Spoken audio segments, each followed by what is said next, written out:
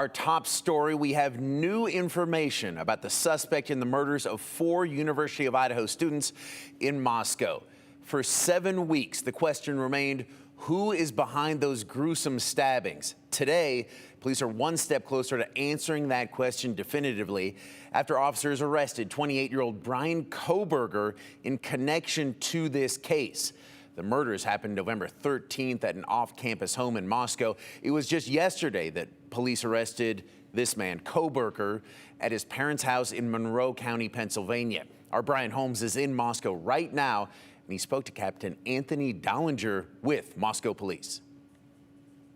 It may seem like a long time has passed since the murders of 4 University of Idaho students on November 13th and the announcement of arrest early Friday morning.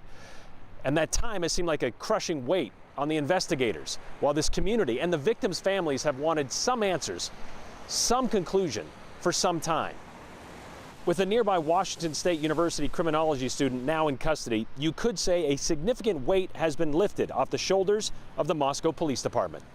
Yeah, absolutely. Absolutely it was. Knowing that we had put in the effort, we had done the job to the best of our absolute ability and brought someone into custody, of course that's going to be a relief.